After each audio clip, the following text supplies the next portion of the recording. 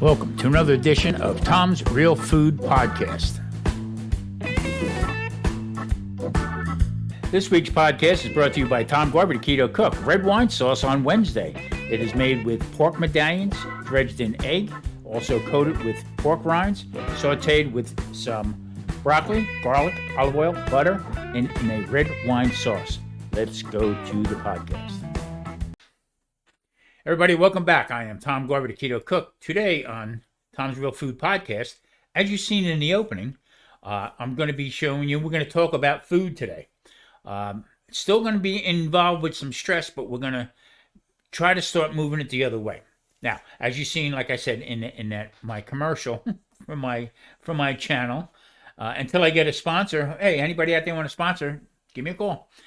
All right. What I did was I took pork medallions and I cut them up. I trimmed up the pork tenderloin, which that is a pork tenderloin. And then I cut it up, pounded it out. I put some egg wash on it. And rather than using breadcrumbs or flour, I used pork rinds. Pork rinds are a great crumb for this, okay? Rather than using breadcrumbs, 0 carbs, tastes fantastic.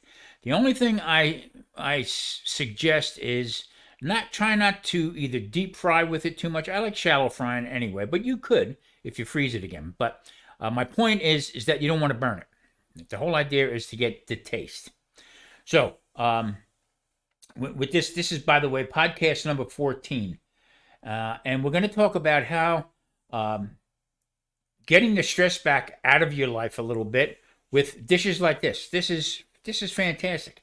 To turn around and if I didn't say anything to anybody about it, that it was low carb, or it was keto friendly, or you could even do it as carnivore if you didn't have the broccoli. The whole idea is that it is low carb, and guess what? It was the fantastic taste. Now, I'm sure people are going to come at me about the wine. All right. Well, I tell you what, like I said before, I'll take that sauce that I made, put it in a glass, and see what happens to you. See if you're going to fall over. It's not going to happen. It's a nice reduction. You take your time with it. So what you're doing is you're actually building the flavors. You're getting rid of the liquid, the water that's in there. You're adding butter for fat, right? No thickening agent. Just from the grape itself, from the fermentation of the grape. It's all good stuff for you. So what's the carbs on there? Maybe 4, but as you're reducing it, it's going to go away. So how does this all come together with stress? All right, here's what we're going to do. If you can come up with certain different dishes, or just go back to my channels and look at different ways that I cook. Most of my channels, I don't preach about keto. I say it's keto friendly. But I do say a lot of times that, guess what? This is, it's carb, very low carb eating, low carb foods, clean eating, okay? No labels. I don't have to worry picking up that broccoli and looking at it and finding the ingredients on it. I know what it is. Is there carbohydrates in it? Yeah, there probably is, and they're low. So the whole idea, unless you're going to go strictly carnivore, all right, you're going to deal with some carbs. Not like we used to, not like with the standard American diet where the high starch, high carbohydrate foods, and then one on top of the other, on top of the other, and top of the other, and top of the other. And then to come to find out and say, oh my God, I'm type 2 diabetic. How did that happen? There it is, right there, black and white. 1, 2, 3. So here's my ploy for today.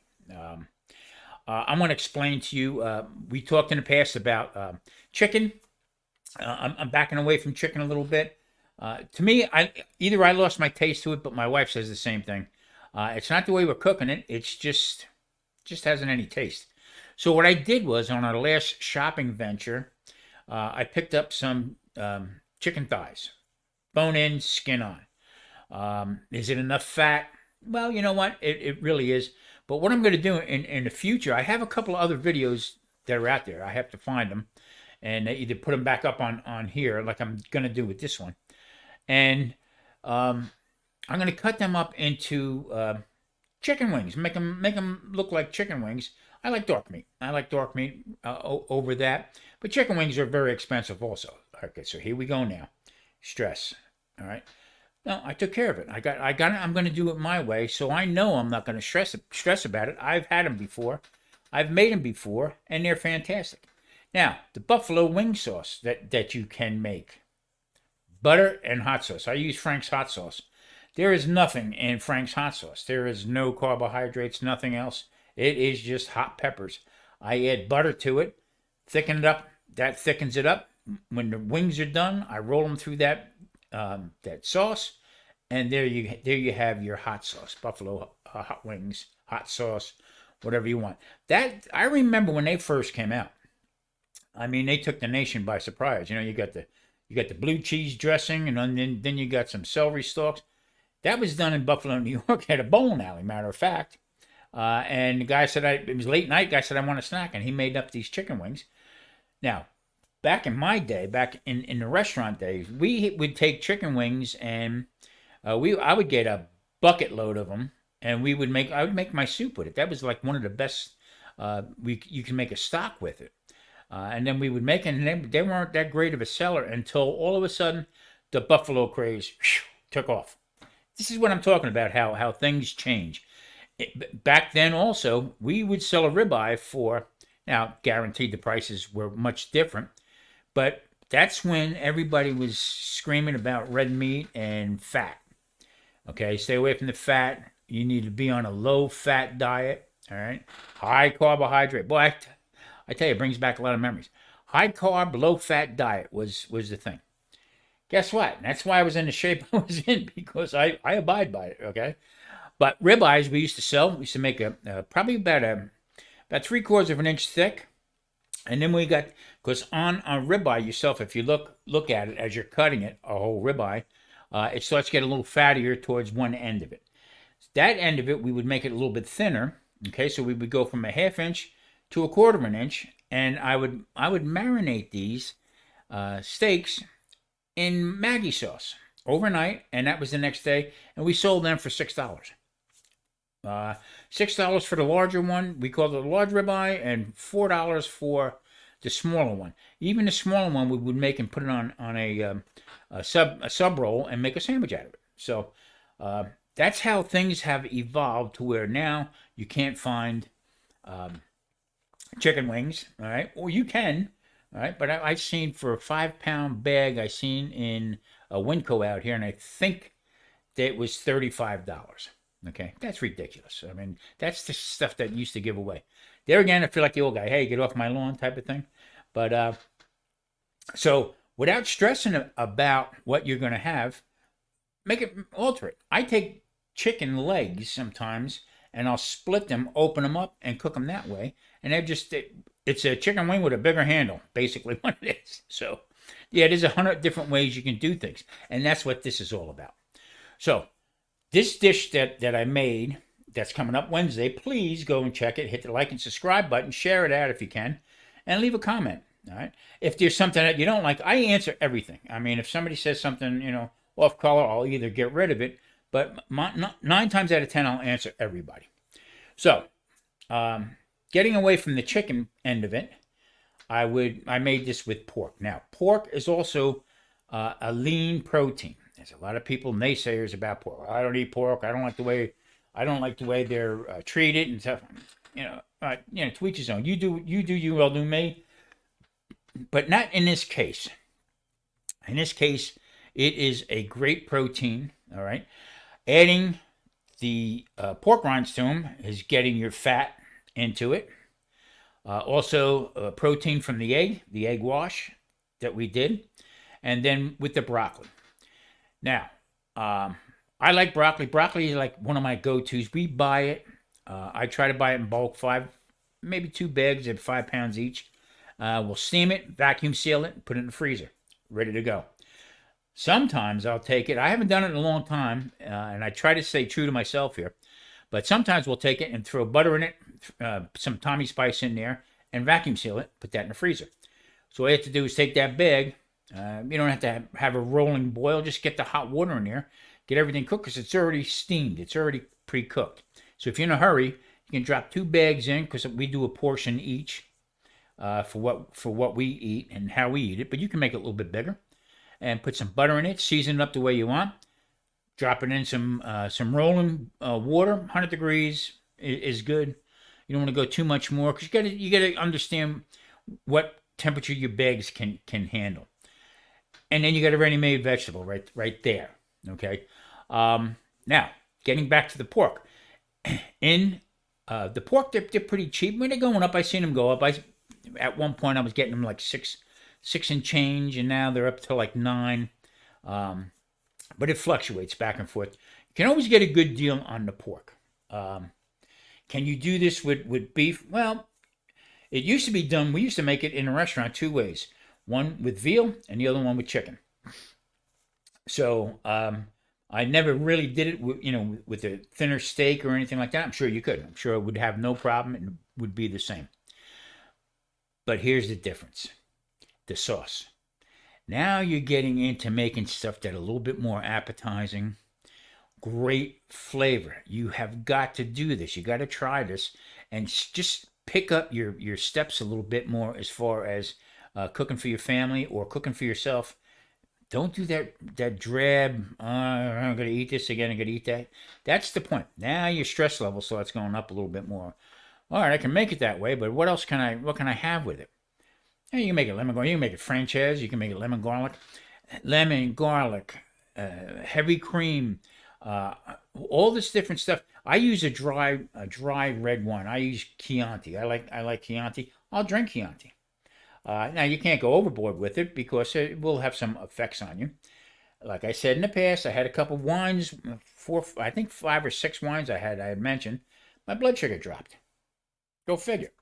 But after the next day, my system was off a little bit, the whole bit. So it's give and take.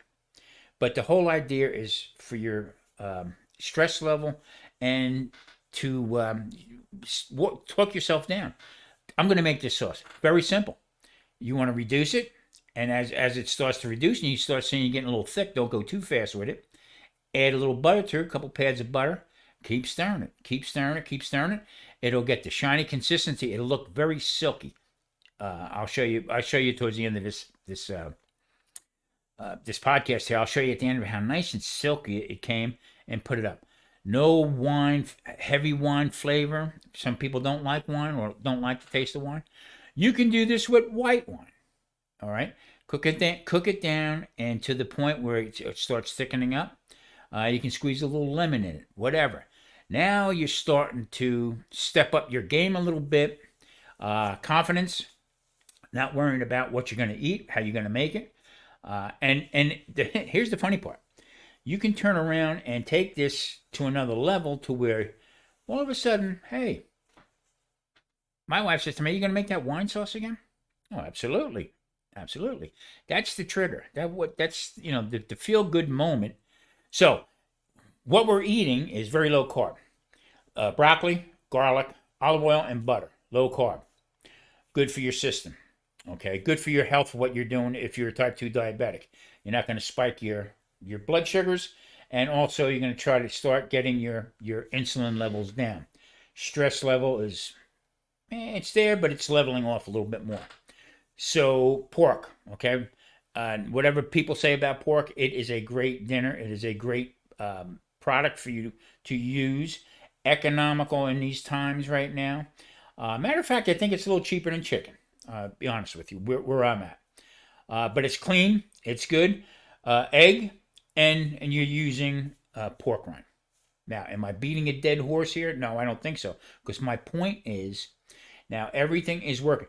No matter what you do, you just helped your body out tremendously. If you are at a stall, okay, with your weight, and you're concerned about losing your weight and everything, you are actually losing fat. It may not show up as far as weight loss. I'm like every day I'm up and down, 1 or 2 pounds, up and down, up and down, up and down. But hey, the shirt used to be super tight on me. Okay, no more. So you're losing your fat that way. Now, what we're going to do is we're going to keep talking about the different foods that we have, And I'm going to show you for next week, when I cut up that meat a week ago, we're going to show you how one came out with what I made from it. So there again, stress level down. I know exactly what's in my freezer, what kind of food we're going to have, what we're going to have it with. So at this point, let's take a break.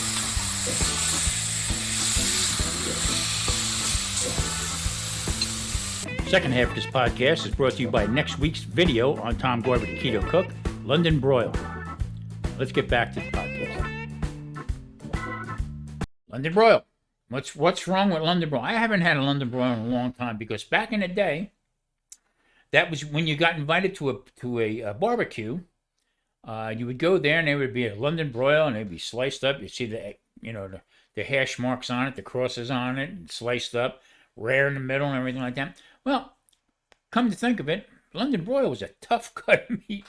No matter how you ate it up, it either was cut from a top sirloin, very little fat on it, and was from the time when it was get away from red meat or eat leaner red meat, no fat. That's where that came in. That sort of died off with all of a sudden everybody using ribeye, everybody getting back into brisket, everybody using a fattier cut of meat for today's standards, and then the prices go up. So I could probably buy a whole top sirloin, all right, or a top round or bottom round, fairly cheap. I'm talking about the whole clog, the whole bit of it. So I've been doing that right there. You seen that was from a couple weeks ago when I bought a shoulder roast. That was a 10-pound shoulder roast that I cut up. Got 7 different meals out of it. So what am I trying to prove here? What I'm trying to prove is that you can get different meals to cook up different ways and keep your stress level down. Now, if you're in a family and you have 4 or 5 people in your family, so you would do this, cut this up a little bit bigger, and you can slice that all up, and you still might have another one. You could take one 10-pounder, slice it 3 different ways, long ways, and use it that way. Do it out on a grill. It's great on a grill. I know a lot of people, that do barbecue and stuff like that, and especially if you're working, a lot of them do have a gas grill. So I mean, it might be a smaller one, whatever. That's great. Have it marinating. Get home from work, fire up the gas grill real fast, let it heat up, and you can cook that meat really quick. And there again, no stress. You're trying to leave that stress out of you, so you're not stress eating. Again, that's a problem. That's a big problem with people that they don't realize. Well, geez, doc, I can't seem to get my insulin down, my insulin level down. See, because what happens is we start out being told your blood sugar's too high. Got to get that blood sugar down. Okay. Well, maybe we should put you on insulin. No. Anybody that has any kind of little bit of education about their system knows that if your sugar is high, 9 times out of 10, your insulin's not working well because it's way too high. It's just not doing its job because it's so high. Now, I'm going to get into a little bit of a story here. We were taught back when I was first diagnosed with type 2 diabetes, you got to get your blood sugar down. Blood sugar too high is not good. Well, I didn't really know the cause of it. Am I eating sugar? And right away, people think that, oh, God, lay off the sugar or whatever. In the beginning, I had no idea about carbohydrates, okay, that they turn into sugar. Well, maybe if I have just a little bit of potatoes or sweet potato, they say you can have. Well, no, you can't because the starch in it turns to sugar much faster, and that could be a major problem.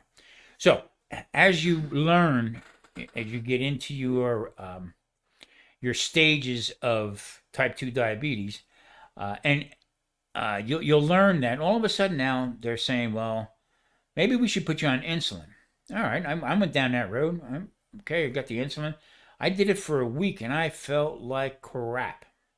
Called the doctor. I said, I don't know what's going on with this. Well, all right, man, we're going to stop that. Never check my insulin levels. And at that time, I was ignorant to the fact about that there was a problem with insulin. So my insulin is up high, and we're going to get into that one a little bit down the road because I did go to the doctor, and we're going to have a little discussion. We're going to do one discussion about what happened with me at my doctor. Unbelievable. Anyway, so getting back into what we're cooking and stress eating and stuff. So once I understood that insulin was in play, and why was my insulin so high? I'm eating a low carb, zero sugars, really low carb foods. So, but why is everything still high up in that level? Well, I discovered that certain foods that I was eating that is permissible, that is okay to eat, uh, wasn't okay for me. And not because of the food itself, but how it is stored. Bingo. All right. So in the beginning, like I said, I used to get block cheese, cut the block cheese. And sometimes if you want to make a snack, you have to grate up the cheese and stuff. So I resorted back to buying the full bags of shredded cheese. Come to find out that looking at it, and I knew this, but I didn't really pay attention to it too much, that guess what? There's potato starch in there, and that can affect you. I'm like, that's not going to bother me that much. Well, lo and behold, I stopped it for 3 or 4 days. Still haven't had it, and I've been eating harder cheeses, Parmesan, Romano. Also, I've been doing Asiago and also Pecorino, and taking little chunks of that and satisfying my little bit of craving at night, or just out of boredom, sitting watching TV, nothing else to do. Well, let me have something, and that's another problem that we'll discuss later on. So what I did was I switched it up. My glucose overnight has been under 200 and little into the 180s or lower. There again, you got to stay on top of it. You got to keep looking at what's going on and decipher. So you can go back and start again with the carnivore. Nothing wrong with carnivore. Nothing at all. You're getting good nutrition from the meats and stuff. But I say it's hard to do because I want to do the quality meat. I want to eat a little bit more quality meat. Who wants to sit there with that London broil was good, okay?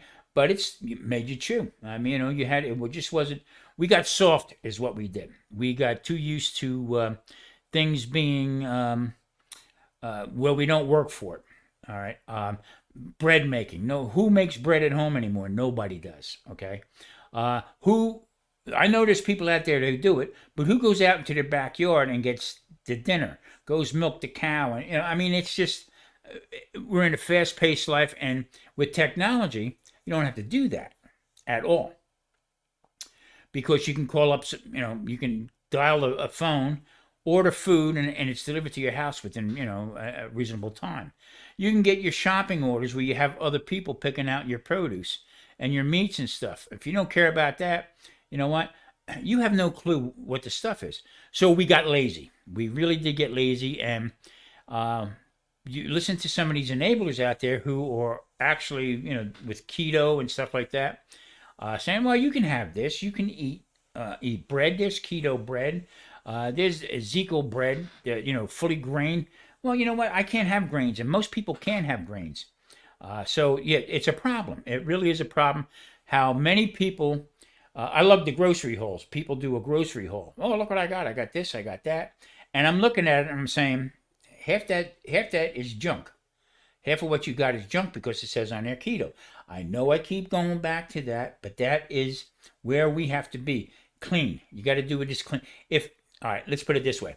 When you go to a gas station, okay, you know for a fact that they're putting clean gas into your car to run smooth. All right. We don't do that. We put junk in our system and I wonder why. I don't feel good. I'm very tired. Well, let me go have some more, eat some more junk, okay? And then you feel like crap. The next day you feel like crap. That's the problem. That is the problem. We got lazy, and you got to get back into this a little bit more. That's why this, from now on, we're going to talk a little bit more with the stress levels. And what we're eating and what we're putting inside and how I can make something look and you say, that don't look too bad, but it's healthy. No junk food. London broil is good. Some of the cheaper meats that you can get, like I said, we can cut them up, serve them different ways.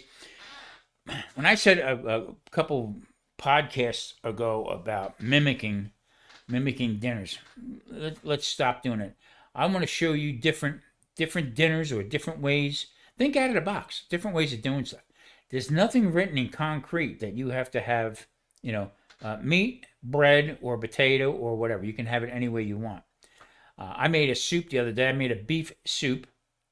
Matter of fact, from leftovers from that London broil, because we couldn't eat it all. That's how much was left over.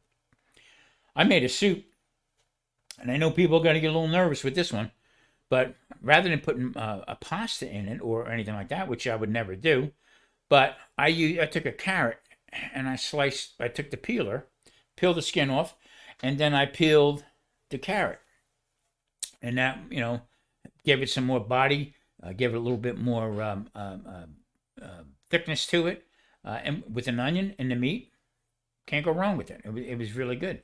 And every once in a while with soups, you need to have a soup to help yourself clean yourself out a little bit, get back to square one. Soup is very good. That's why when anybody has any kind of stomach issues or bowel issues, they put you on a liquid diet. Why? It gets rid of whatever's in there, or if you have some kind of virus, it helps keep everything to flush your system out a little bit more. So yeah, I don't want to get too deep into the woods as far as with medicines and stuff like that.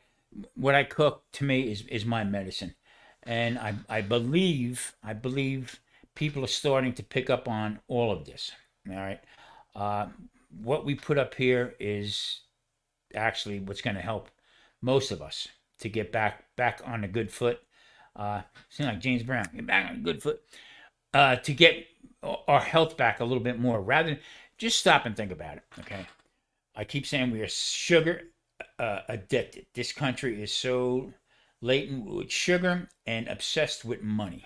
All right, how much corn, high fructose corn syrup, all these different seed oils. Most of them seed oils were made for manufacturing machines, to oil machines, so they wouldn't gum up and everything like that. And then they made it to a way where they took some stuff out of it and made it so you can use it for cooking. It's crazy to think that way. Not a conspiracy theorist whatsoever, but look how all of a sudden, I remember as a kid when all of a sudden soy became very popular. Everything was made with soy. All right, tofu, really?